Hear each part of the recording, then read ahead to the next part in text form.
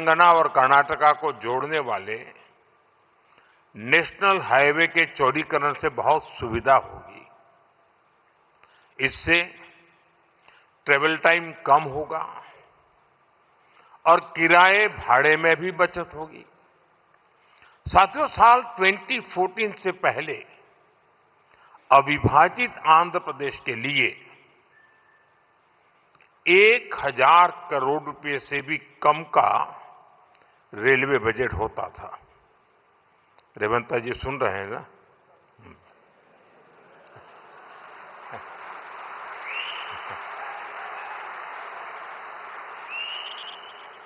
संयुक्त आंध्र के समय रेलवे का बजट 1000 करोड़ रुपए से भी कम था।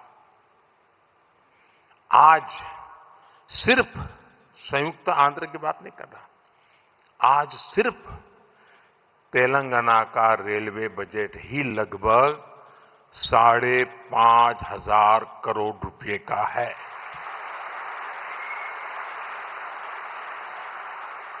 वर्तमान में करीब 50,000 करोड़ रुपए के रेल प्रोजेक्ट्स पर यहां काम चल रहा है। तेलंगाना में 5 वंदे भारत और 6 अमृत भारत ट्रेनें भी चल रही हैं।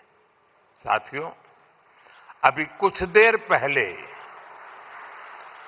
Kazipet Vijayawada multi tracking project के कुछ सेक्शन का लोकार्पण हुआ है। इसके अलावा Kazipet rail under bypass line का भी राष्ट्र को समर्पित की गई है।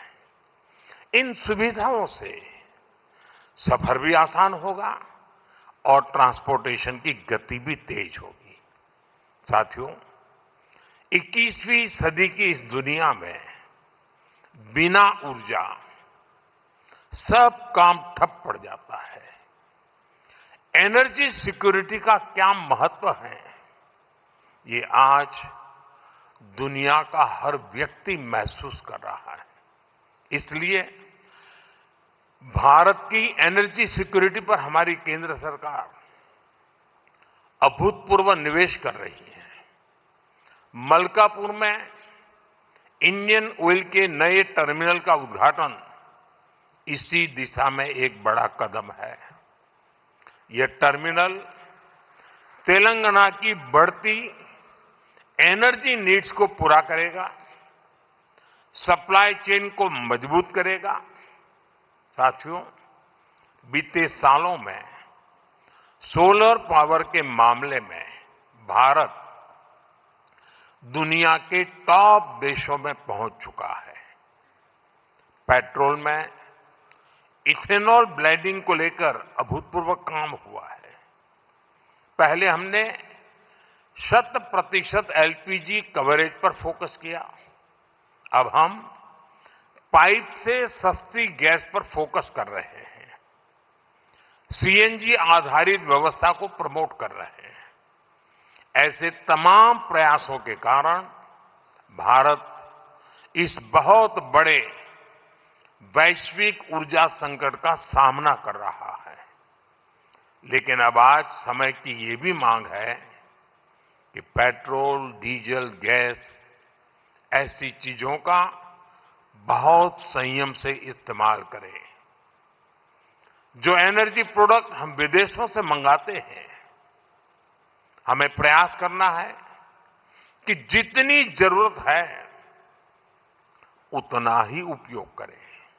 इससे विदेशी मुद्रा की भी बचत होगी और युद्ध के संकट से होने वाले दुष्प्रभाव को भी कम किया जा सकेगा। साथियों, आज तेलंगाना का युवा नए सपने देख रहा है। यहां का किसान नई उम्मीदों के साथ आगे बढ़ना चाहता है। यहां के उद्योग, यहां के एमएसएमई, यहां के स्टार्टअप सब एक विकसित तेलंगाना के निर्माण में अपनी भूमिका निभाना चाहते हैं। क्योंकि तेलंगाना विकसित होगा तो भारत विकसित होगा। मैं तेलंगाना के हर परिवारजनों को ये भरोसा दिलाता हूं कि आपके सपने पूरे करने के लिए केंद्र सरकार ही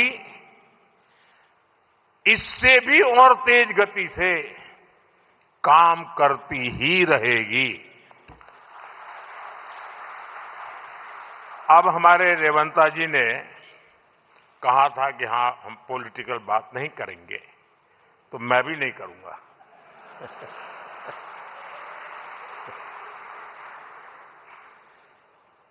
और इसलिए नॉन पॉलिटिकल बात मैं रेवंता जी से कहूंगा कि 10 साल के शासन में भारत सरकार ने जितना गुजरात को दिया वो मैं आपको देने को तैयार हूं।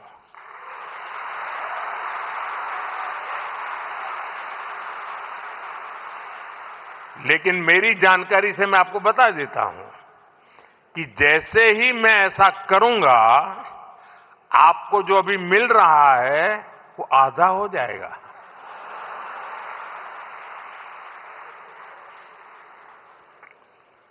आप जहां पहुंचना चाहते हैं नहीं पहुंच पाएंगे, और इसलिए अच्छा है कि मेरे से ही जोड़ो।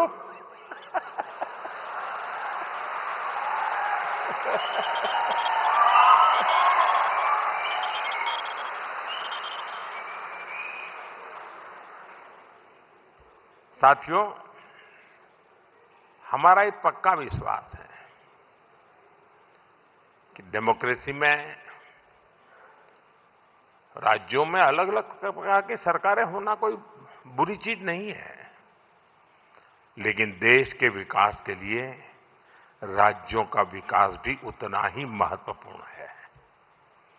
राज्यों के विकास के बिना देश का विकास संभव ही नहीं है, और इसलिए हमारी सारी योजना के केंद्र बिंदु में राज्यों का विकास हो, तेज गति से विकास हो, उस भाव को लेकर के हम सब मिलकर के चलें और 2047 विकसित भारत का सपना हम अपनी आंखों के सामने सिद्ध होता देखें।